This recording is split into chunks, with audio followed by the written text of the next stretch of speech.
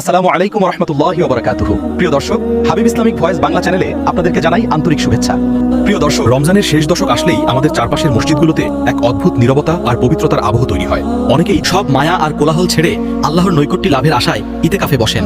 কিন্তু প্রিয় দর্শক, আপনি কি জানেন ইতিকাফের এই যে নির্জনতা, স্রষ্টার প্রেমে নিজেকে সবকিছু থেকে আলাদা করে ফেলার এই যে অপূর্ব সাধনা, দেশের শুরুটা ঠিক কোথায়?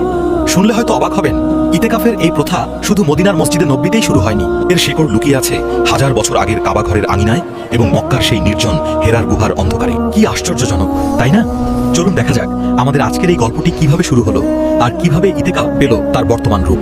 ইতিহাসের একেবারে শুরুর দিকে তাকালে আমরা দেখতে পাই ইতিকাফ বা স্রষ্টার ধ্যানে নিজেকে দুনিয়া থেকে বিচ্ছিন্ন করার এই পবিত্র ধারা ইসলাম পূর্বযুগেও নবী রাসূলদের মাঝে ছিল।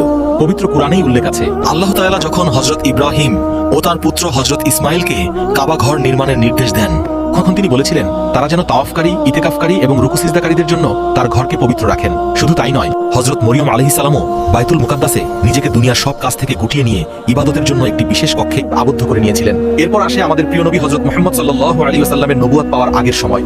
মক্কার সমাজ ছেড়ে মক্কার অদূরে নূরের পাহাড়ের চূড়ায় অবস্থিত হেরা গুহায় চলে যেতেন। সেখানে তিনি দিনের পর দিন, রাতের পর রাত নির্জনে স্রষ্টার ধ্যানে মগ্ন থাকতেন।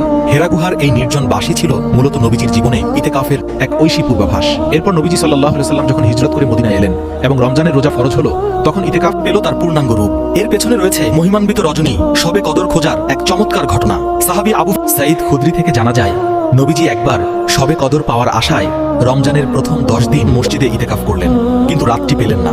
এরপর তিনি মাঝের 10 দিন ইতিকাফ করলেন। 20 রমজান পা হওয়ার পর হযরত জিবরাইল এসে নবীজিকে জানালেন যে তিনি যা খুঁজছেন তা রমজানের শেষ দশকে রয়েছে। এরপর থেকে নবীজির নির্দেশে শুরু হলো রমজানের শেষ দশকের ইতিকাফ। মসজিদে নববীতে যখন নবীজি ইতিকাফে বসতেন, তখন তার জন্য খেজুর পাতা ও ডালপালা দিয়ে একটি ছোট্ট তাঁবুর মতো ঘেরাটোপ তৈরি করে দেওয়া হতো। ইতিকাফে অবস্থায় তিনি দুনিয়াবি কোনো কাজে বের হতেন না। এমনকি তার পবিত্র চুল আঁচড়ে দেওয়ার জন্য তিনি মসজিদের ভেতর থেকেই নিজের মাথাটি তার স্ত্রী মা আয়েশার হুজরা পর্যন্ত বাড়িয়ে দিতেন। সেই মদিনার মসজিদে নববী থেকে শুরু হওয়া এই প্রথা আজ ছড়িয়ে পড়েছে পৃথিবীর প্রতিটি প্রান্তে। প্রিয় দর্শক, যান্ত্রিক এই জীবনে ইতিকাফ হলো আমাদের হারিয়ে যাওয়া আত্মাকে পুনরায় খুঁজে পাওয়ার এক অপূর্ব সুযোগ। কে জানে, হয়তো এটাই হতে পারে আমাদের জীবনের শেষ রমজান। তাই আসুন, বছরে মাত্র 10টা দিন দুনিয়ার মায়া ত্যাগ করে আমরা অন্তত একবার মসজিদে ইতিকাফে বসার দৃঢ় নিয়ত করি। আর যদি একান্তই রুজি রোজগার বা সংসার সামলানোর চাপে আপনার পক্ষে বসা সম্ভব নাও হয়, তবে যারা আল্লাহর ঘরে ইতিকাফে বসেছেন তাদের খেদমতের সুযোগটুকু কোনোভাবেই হাতছাড়া করবেন না। তাদের ইফতার, সাহরি বা একটু সেবার ব্যবস্থা করে দিন। কে জানে, হয়তো এই ইতিকাফকারীদের খেদমতের উসিলায় এবং তাদের চোখের পানির বরকতে আল্লাহ আমাদের জীবনের সমস্ত গুনাহ মাফ করে দেবেন। আল্লাহ আমাদের সবাইকে তৌফিক দান করুন, আমিন। প্রিয় দর্শক, ভিডিওটি ভালো লাগলে শেয়ার করে অন্যদেরও জানার সুযোগ করে দিন এবং হাবিব ইসলামিক ভয়েস বাংলা চ্যানেলটি সাবস্ক্রাইব করে আমাদের সাথেই থাকুন। আসসালামু আলাইকুম ওয়া রাহমাতুল্লাহ।